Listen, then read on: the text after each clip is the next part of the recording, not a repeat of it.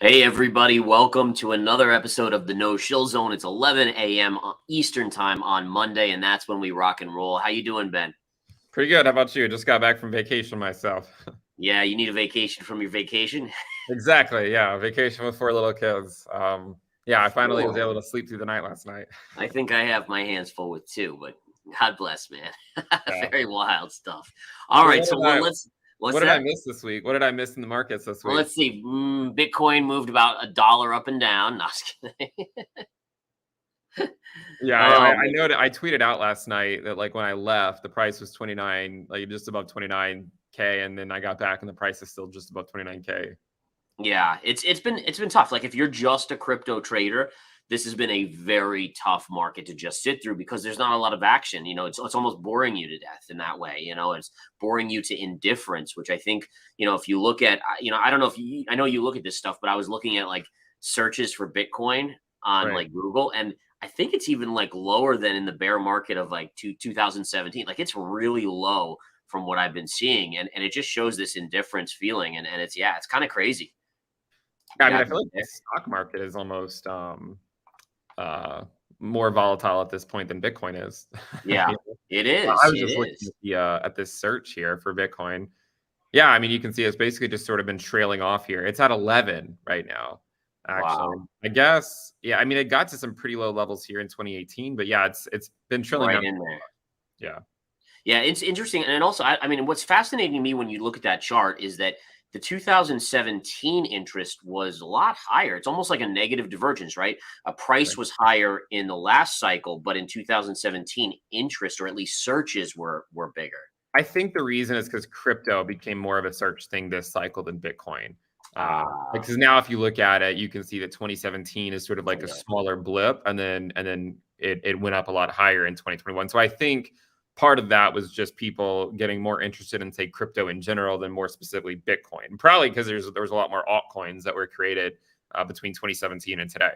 And it makes sense. You had the Pepes, you had the all the others in the latest cycle of just nuttiness, which really we know lure in a lot of retail, like smaller investors. So that would be a lot of the search for just crypto in general or something like that. Interesting. So what are you thinking, man? I mean, last week we got CPI data, we got PPI data. CPI was ever so slightly better than expected, like by a hair. And then PPI was a little bit worse. And I think it's important to note that both numbers were higher than the previous month, right? So we've Right. seen a little small creep up in inflation. What are your thoughts on that? Yeah, so if you like break it down by category, at least the good news is that there are two categories this most recent month that were actually deflationary. So transportation and medical care. I mean, medical care needs to be deflationary for a long time for people to start finding it useful. But yeah, I mean, it has inflation has been a little bit stickier over the last couple of months. But we talked about this, Gareth, going into CPI. We noted that things like oil were rallying and that some of the base effects were no longer going to be favorable for us anymore. If you take a look at when oil peaked, right, back in June of 2022, we were coming off of that peak, and now oil has been in a pretty decent rally for the last 5 or 6 weeks. So I think the issue is, at least for the next few months, I think we're likely going to see inflation be sticky, and then it might not really start to go back down till hopefully sometime next year, as long as the Fed can stay true to their resolve of not cutting rates too soon. Yeah, for sure. Now, do you think that we're going to have a situation where inflation, like in the 70s, makes another surge up, or do you think that we're at a point where the Fed has a good enough control where that won't happen? I mean, kind of, because I think that's my Yeah. big worry, right? Is that I'm in a position where everyone is like, well, first off, everyone's like, oh, it's going back to 2%, no big deal. And that's been the narrative. But now we're starting to see that the realization that it might not get back to 2% very easily. So do we see another spike though, is the bigger question, right? That's the hard question. And if you listen to what Powell says, right, they always say like watch what they do, not what they say, Mhm. But if you listen to what he says, he clearly wants to avoid what happened in the 1970s. He wants to avoid cutting and then tightening and then cutting and then raising, because that what ends up happening is you get a stock market that goes sideways for 15 years, right? Yeah. And you basically wreck the bulls for a couple years, you wreck the bears for a couple years, and you just go back and forth for the entirety of the decade. 10 years, 15 years pass, and we haven't gone anywhere. So I think, I hope that we avoid that situation by just doing what they say, right, and going higher for longer. Because if they do go higher for longer and can hold rates at a high level, then I think it is possible to get inflation back down to their target. But history also shows us, if you look at this chart here on my screen, just really, really quickly, Yep. one of the big things that normally brings inflation down is a recession, right? And actually can help keep it down for a longer period of time. Again, in the 1980s, we ended up getting 2 recessions. And then after that, inflation was basically low for the next 40 years. So it's basically to say, you know what, I think Powell has said many, many times that he wants to get back to a period of expansion, but we can't get back to the good times until we get inflation and inflation expectations back down to more reasonable levels. Yeah. Yeah. And the chart I have up here is kind of an interesting one. And that's is kind of why I brought this up is that, if you look at the tracking of the CPI year over year for the last 10 years in the US, that's this orange line. And then you mirror it over the CPI from 1966 to 82. And this is where it's tracking. And what we saw then is that we had this upturn. And again, I think you're right that Powell really doesn't want to let that happen again. However, as much as he doesn't want to let that happen, I can't help but wonder if we have 3% inflation, let's say it just gets sticky around this 3% and the economy falls off a cliff. Is he forced to start to lower rates quickly and print money again? Does the money supply start to expand again to combat that, which then could yield this next leg up in the next 4 years, let's say? I mean, this kind of like buoy up. No, I mean, I think that's a very valid concern. I think that is a valid concern. And I mean, if that happens, then we could just end up repeating what happened in the 1970s, where you see the stock market put in slightly higher highs and lower lows, but we just don't go anywhere. And I remember seeing that chart as well, and sort of hoping that we don't follow that, because that would make for a very boring next 5 or 6 years. Yeah, for real. That's true enough. All right. So looking at this, a couple other things I wanted to bring to your attention here on my chart. So the Japanese yen, the USD yen, JPY, I'm noticing that it's starting to break out short term on the chart, right? So we had a pivot high over here. And what's kind of scary about this is what we would call a wedge pattern, right? Down sloping trend line connecting to the highs, up sloping connecting the lows. And we're now not only above this down sloping line, but we're even above this little peak. And I do wonder if this does spell more trouble with inflation in Japan and more trouble with their yield curve control because of it. And we saw recently how when stuff happened there, we actually did see ripple effects. Remember, Japan is the biggest holder of US debt, right? So, I mean, there's a lot of repercussions just by moves in currencies that can occur. And I was curious if your insights on what's going on with Japan. I mean, I don't know if you have thoughts on that. I probably don't have as many thoughts about it as you do, but my general thought about looking at the chart, I've looked at the chart a few times, is that we are reaching that point where we've previously seen some intervention, sort of bring it back down. So I wouldn't necessarily be that surprised to see if that were to occur. I think the biggest thing to focus on is that as the US dollar starts to gain dominance back, remember, I mean, it's basically whatever since October, it was more or less just kind of in a downtrend. And it's actually gotten a pretty big spike here to the upside in the recent weeks. That sucks liquidity out of the system. Like if all the central banks are now at least valued in USD, if they're lower, that would be negative, I think, for risk assets in general. As far as Japan, I mean, I know that they said they were going to make some changes, but then I still think they went forward a few days later and kind of, I can't remember exactly what they did. I know they raised it up to 1%, but then I believe a few days later they started intervening again, didn't they? I think they were forced to, because I think the yield they loosened and the yield started to spike too dramatically, which their system, their whole economic system is built on basically interest rates at zero, right? Since the 80s? I mean, it's 40 plus years, and so just a little, I mean, they have to do it so minusculely, like allowing it to kind of inch up, that anything bigger they have to intervene, or it can really cause some major disruptions. Right. And I mean, I don't really think that the stock market over there has done that well either over the last several decades, right? I mean, the Yeah, let last, me look at that. Let me look at the Nikkei here. I'm yeah, actually I mean, very curious myself. So we've definitely been plateauing on this. This is the daily Nikkei chart. It's had right. a big run, which mirrors the stock market run, right? Since basically 2023 here. This was December, and so we started to break up. Now actually consolidating again, at least on the Japan 225 Nikkei. There's got to be a better chart here that goes back further. Bear with me while I look for one here. Maybe this one.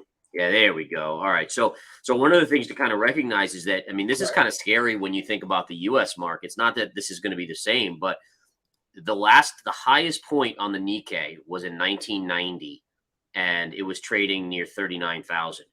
Since 1990, the Nikkei has never gone back to that high. I mean, think about if you're an investor that happened to, I mean, how old are you at this point, right? But I Right. mean, if you were in there, you still haven't gotten back to your old account value. And then granted, there's not much inflation there, but still, I mean, there's purchasing power, I'm sure, gets eroded in certain ways. Yeah, well, that was the thing I was thinking about basically a year or two ago. I was thinking about, do I want to be like overweight, US or international? I was looking at Japan and being like, well, the DCA process in the United States has worked very well over the last 30 years. But in Japan, I mean, it hasn't been nearly as good of a strategy Yeah. as it would have been in the United States. So I think that's at least something to consider. But yeah, I mean, I think that these currency moves could have big ramifications, especially if it continues to move as quickly as it is. Because I know the dollar can often sell off into a recession. Like I know that it's previously done that before, but we also know that things like oil and even the dollar can sort of spike before it happens as well, Yeah. which can often pull that recession risk forward, I believe. So Yes. In that fact, was the main concern we had talked about a few weeks ago. yeah, in fact, yeah, here's that chart showing how, in 2008 we started to get into that period where the stock market was starting to collapse and oil actually went parabolic, which then exacerbated the recession because, I mean, you see oil here, it went from 88 bucks to 100 and almost $150 a barrel.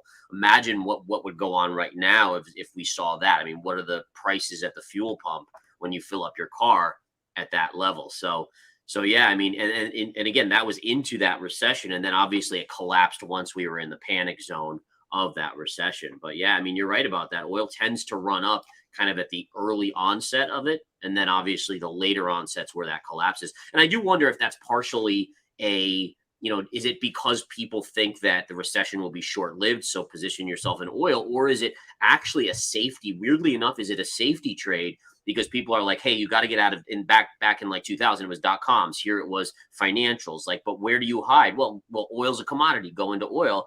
Right. I don't know if that's part of it, but maybe it's partially a safety hedge, at least initially, until you realize how bad the recession is. Right, similar to like gold, where I mean, gold has done very well previously in risk-off environments. But I guess the difference though is gold can continue to do well in a Right. risk-off environment, and have pretty sizable rallies. Well, after it looks like you pulled up another chart here. Yeah, this is MPC. It's just an oil stock, and I just wanted to show people how kind of the markets are very momentum driven, where people always try to crowd. They always try to crowd in the same positions, right?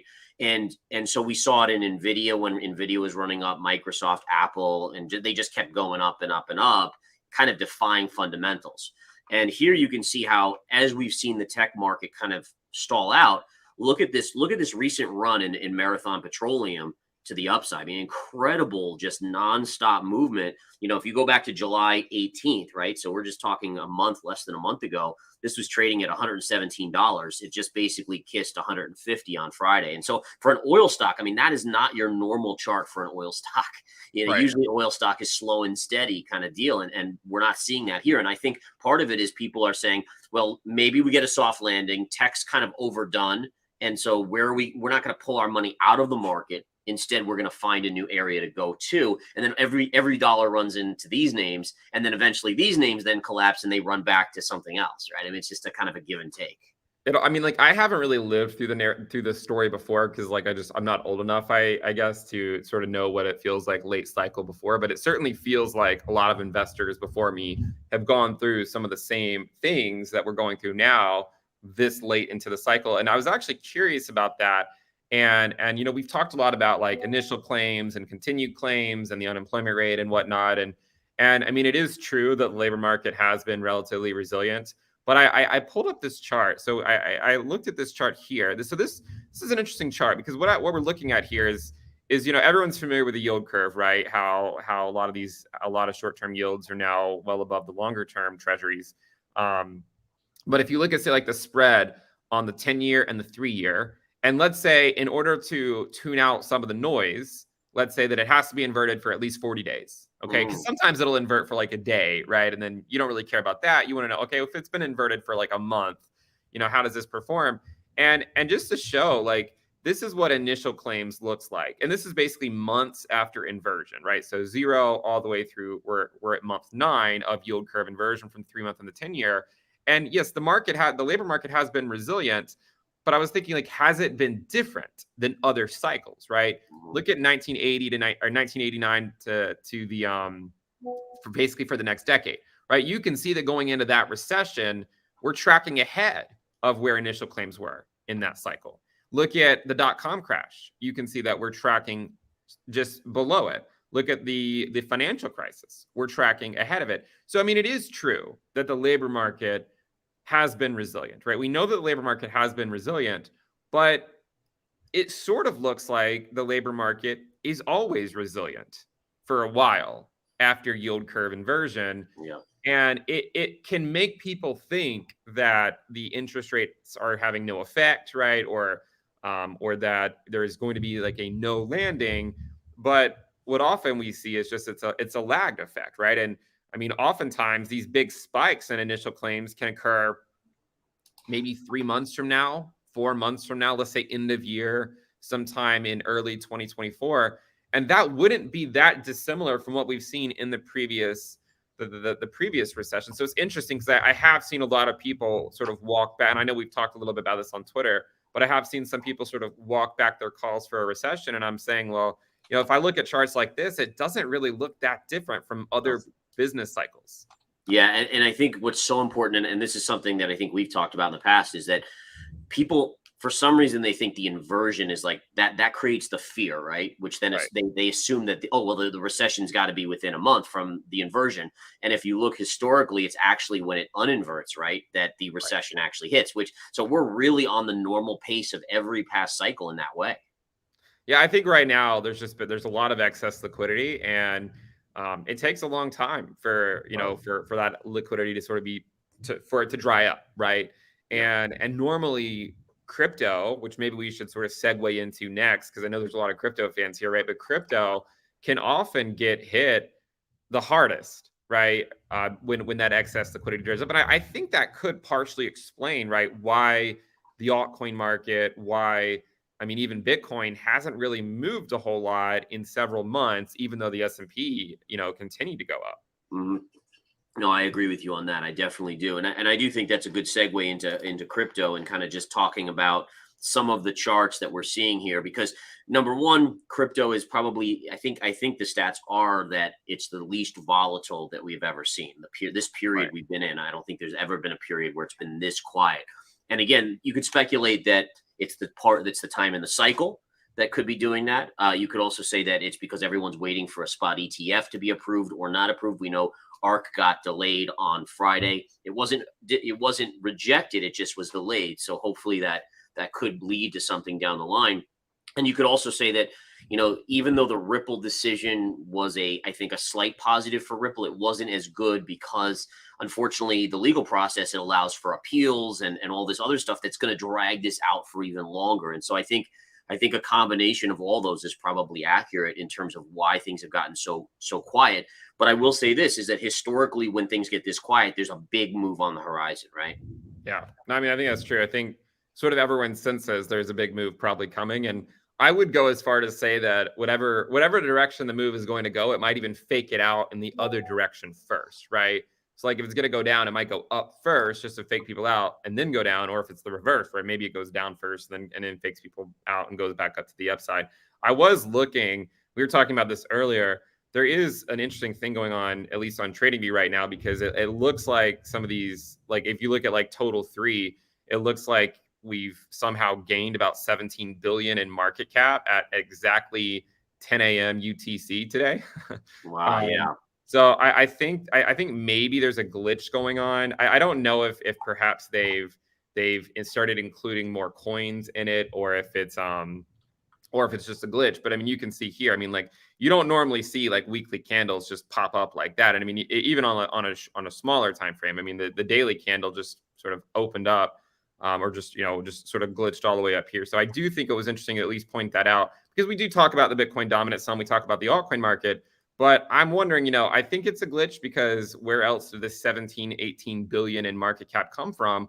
When you go down the list of altcoins, they haven't really moved a whole lot, right? You still have Cardano at 29 cents. You have Polkadot at $5. Link's still at 7. AVAX is at 12, and the list goes on and on.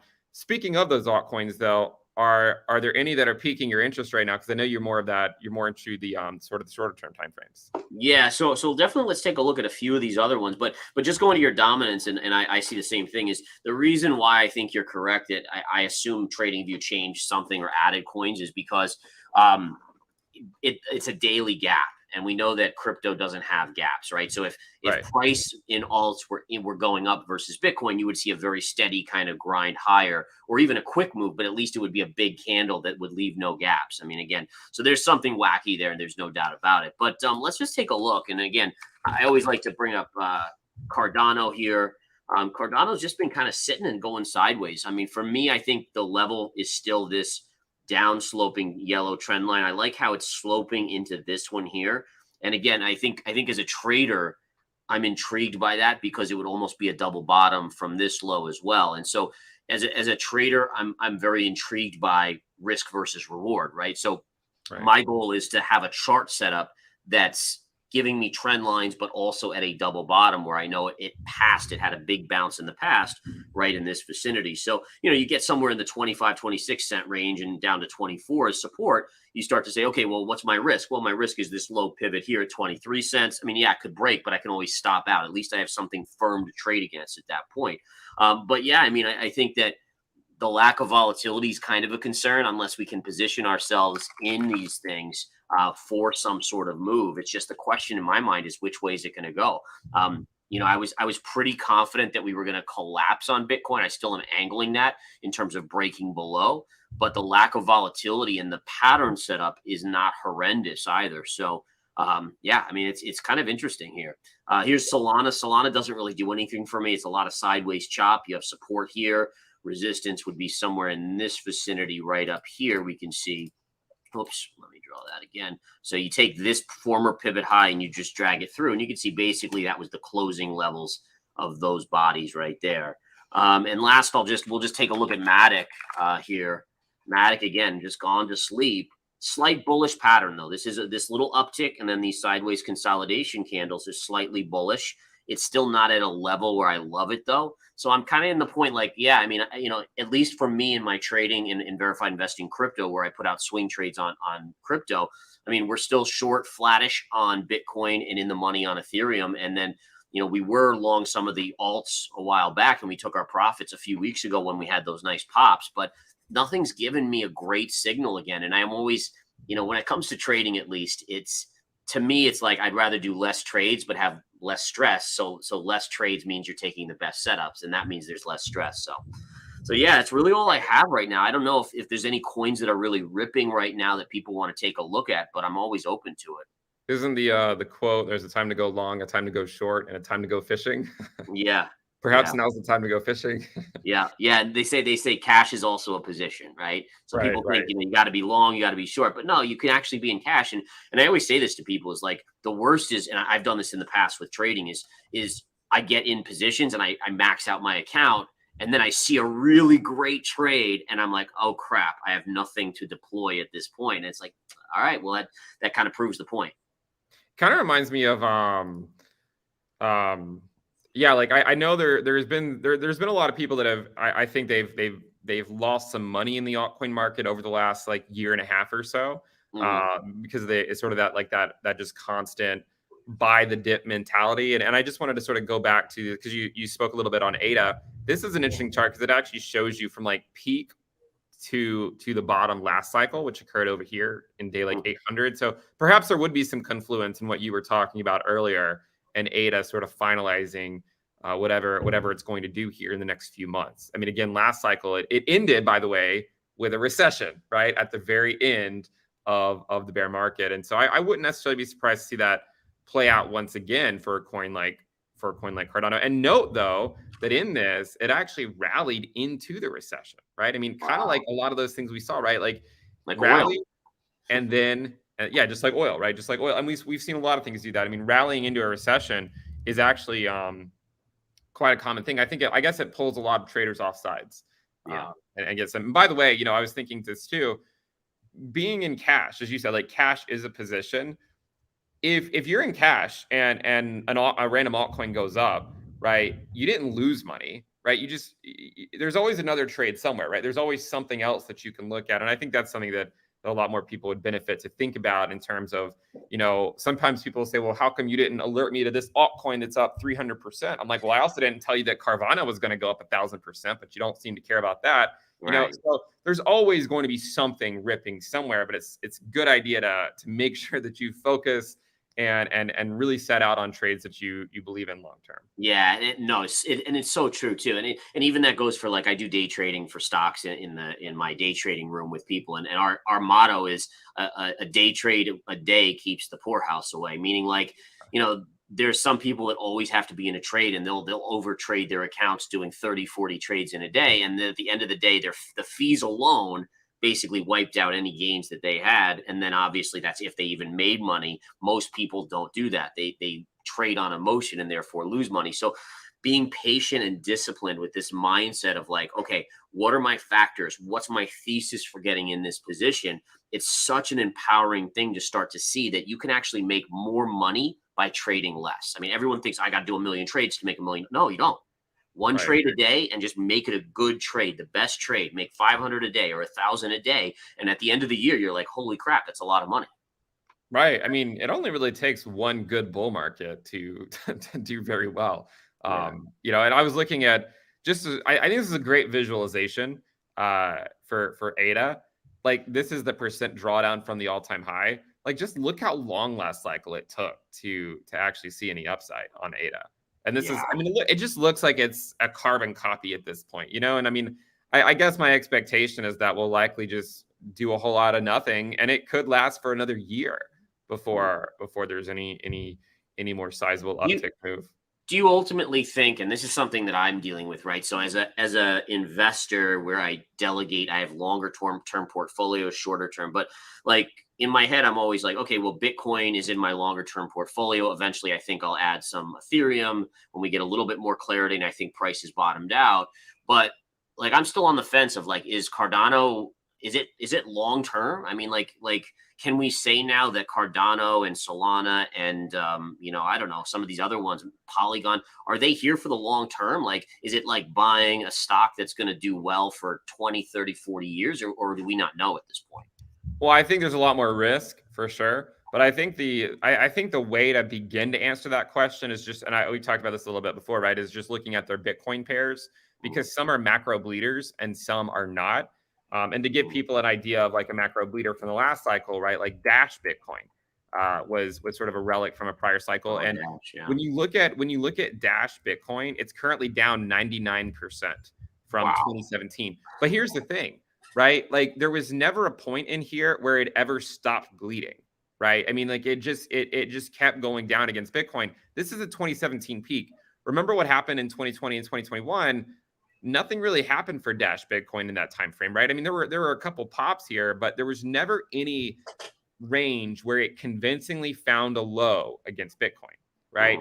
Now, if you go look at ADA Bitcoin last cycle, you'll notice, and actually, you'll notice that ADA Bitcoin went through this long process where it was finding a low on its Bitcoin pair. ADA was finding a low on its Bitcoin pair, and it sort of gave you the clue that it was going to be around for the next cycle. At this point, I think it's too early to say for ADA. I mean, you know, again, it's not personal with any altcoin. It's just you have to see it hold a low on its Bitcoin pair for it to be reasonable. Take a look at Solana. I think this is an important level to look at, right? It put in a low in December of 2022. It held that low here in June of 2023. The question is, will it continue to hold that low in like later this year and early next year? And if it does, that's a good signal. If it doesn't, and it keeps putting in new lows on its Bitcoin pair, then that's a bad signal. So I think that's what you have to look for on any given altcoin, is what does it do on its Bitcoin valuation if it finds a low or not. Gotcha. And I guess for people that maybe don't understand it, and correct me if I'm wrong, the concept behind looking at it versus Bitcoin is you're probably looking at money flow, right? Is like money potentially coming away from Bitcoin to it, which would be a very, very bullish signal versus Bitcoin, which usually just sucks. Like I almost look at Bitcoin like the equivalent of a black hole in space, right? It's sucking everything in because it's the most powerful, it's the biggest, it's the most trusted. But then you want to see, is there something that's competition that's actually pulling money away? And that could be a good hint. Right. Yeah, exactly. I mean, a lot of this is just liquidity flowing from one sector of the cryptoverse to the other, right? That's why we talk about the Bitcoin dominance. Sometimes money flows away from higher risk to lower risk. Sometimes it goes from lower risk to higher risk. Yeah. And if you look at Dash USD in 2019, you might not have been convinced that it was, that it like if you just looked at Dash USD, you might have been more optimistic that it would have put in a new all-time high, right? But it didn't, right? I mean, it in 2017, it was all the way up at 1,600, and then in 2021, it only went to 500, right? But if you had just looked at the Bitcoin pair, you probably would have already had a pretty good idea that it was not going to put in a new all-time high. Whereas ADA Bitcoin was putting in double bottoms, triple bottoms, whatever on its Bitcoin pair. And it did go put on a new all-time high on its USD pair. So I think you're right, Gareth. I mean, I think a lot of it is just, when people decide to go to higher risk assets, are they picking that altcoin or are they picking a different one? Right. And we know there's a lot of options out there. There's tens of thousands of options, and so many of them just become relics. And so that's the key. When people decide to go back to risk on in altcoins, which altcoins do they go to? And the ones they go to will likely be the ones that are able to hold their lows on their Bitcoin pairs. Let me ask you a question. One thing that it's been setting off alarm bells more and more, and I see it on crypto, Twitter, X, whatever we want to call it. But the comments are always in relation to Bitcoin is like, hey, just buy Bitcoin now and forget about it, because when the halving comes, you have this big explosive move and we'll all make so much money. And being an investor for 20 to 25 years and trader and the .coms and all the way through and doing commodities, anytime that people said, hey, this is a no-brainer, there's no risk, this is just do this because you'll make money, it was always a losing scenario. And so, it's not that it's very easy to see how the past cycles have worked, but this is like the first time where I've seen people so obviously just saying, buy Bitcoin, you'll make $1 million, right? And it's just like, dude, that's not like that. To me is a con job. Like that to me is where you start to get people to go in, putting all their money in, and then it doesn't work out, and instead it does the opposite. And I'm just curious on your thoughts on that. Yeah, I mean, I think that's a good point, and I mean, look, I remember last cycle. So in 2019, similar things were said, right? And people were very bullish going into 2020, very, very bullish, right? I mean, like we had the hash ribbons that had flashed. It seemed like every indicator was basically saying that the bull market was about to begin, right? Or it had already started. And then what happened, right? The pandemic happened, and everyone got wiped out to the tune of 60 to 70%. I mean, everything just dropped overnight. Now, back then, it lined up perfectly to occur just before the halving, right? I mean, it was perfect. And I mean, look, I think it's important that every investor realize that had the Fed not printed $6 trillion right around the Bitcoin halving, it probably would not have probably would not have gone to $69,000, right? Like there is an element of it lined up perfectly. And so price, went up in kind because we printed a ton of money. So I think it's entirely possible that the labor market is so resilient that it doesn't really weaken until after the halving, right? So there is a risk that could occur. So at this point, I'm still thinking that, and this sort of goes back to that chart we were looking at earlier. I'm not going to pull it back up, but you remember like initial claims after yield curve inversion. Like I still think there is a decent chance that goes up before the halving, and that perhaps the Fed has to pivot. and maybe going back to what you said, right? Like if inflation's at 3% and we have a ton of companies going bankrupt, there might just be a lot of pressure for them to pivot, and we might Yeah. get another wave of inflation. Going back to that other chart you showed, where we just get another wave of inflation as we go back to some form of QE. Now they might not call it QE, they might call it something else. But if we see looser monetary policy, I think of course Bitcoin would respond well. So I mean, I think what I'm looking for right now is, I think that you're right. We should not go into the halving thinking that it's a sure thing. What's more important, I think, is to focus on, at what point do we see liquidity actually return to the cryptoverse? That makes sense. And yeah, I just brought up the chart showing this is when COVID hit, right? We saw that big Right. flush, and then that low is where the Fed began the printing presses of all that money.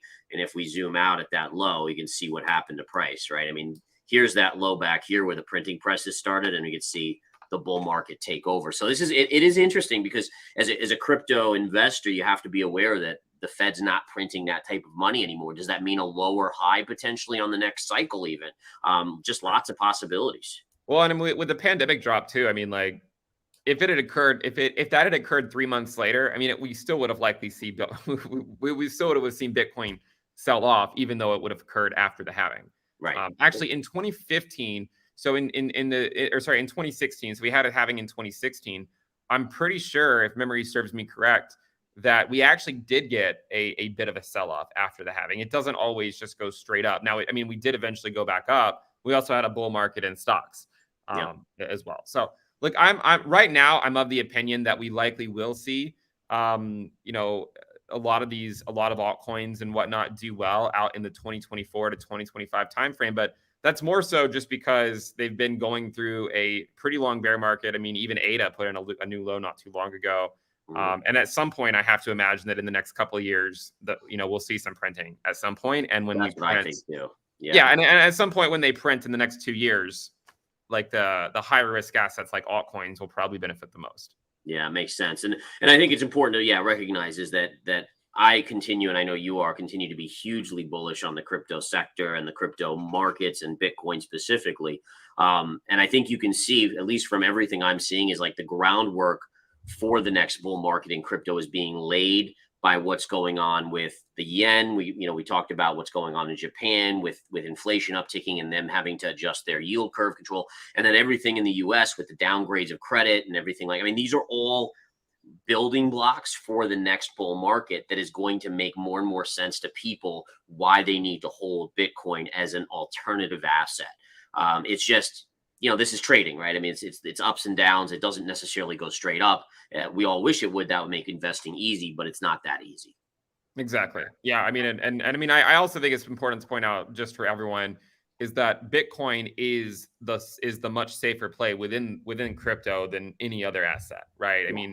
I know some people make the case for Ethereum, but even the ETH Bitcoin, and this is maybe this is a metric I'll have you take a look at, Gareth, as just a technician. I mean, I know that you could look at this sort of in a wedge, and I know that technically this is a bullish pattern, I suppose, but I'm still actually very bearish on the Ethereum Bitcoin valuation. I've actually been very bearish on it for about a year now, and I continue to see lower highs and lower lows. I recognize that this could break out to the upside as a technical trader. Some people might say that this is a bullish pattern and it could break out to the upside, but on a more macro perspective, I can't help but look at this and say, is this not just a, sort of like a distribution phase, just kind of like we had over here, like two major peaks, right? And then this sell-off right here has just yet to happen.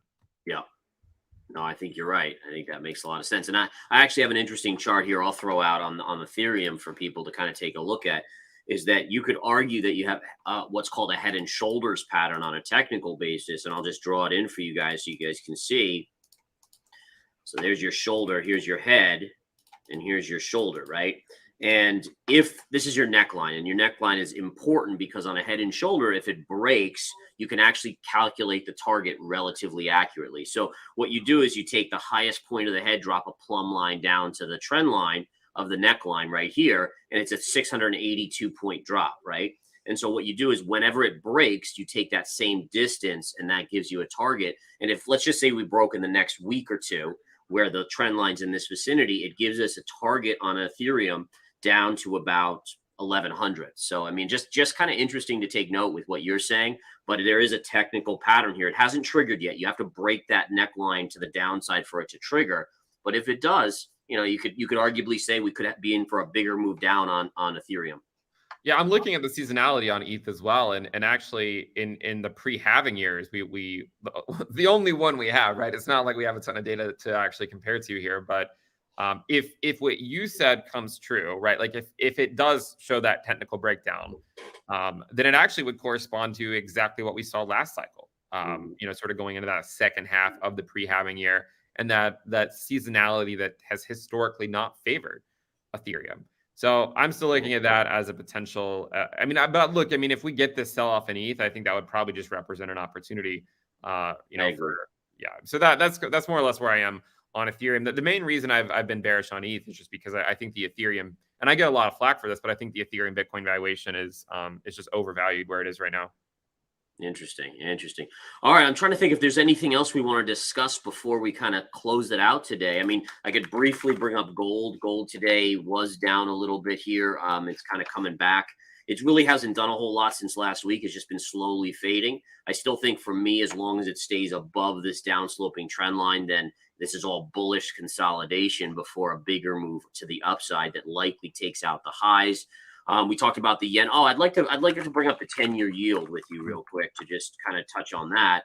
10-year yield today is kind of flattish, slightly positive, but we continue to kind of move towards this high, which the high on the 10-year, I think it's important to recognize when the 10-year reached its high before it started coming down. That's when the stock market hit its low, and crypto, by the way. Crypto bottomed out basically at the same time.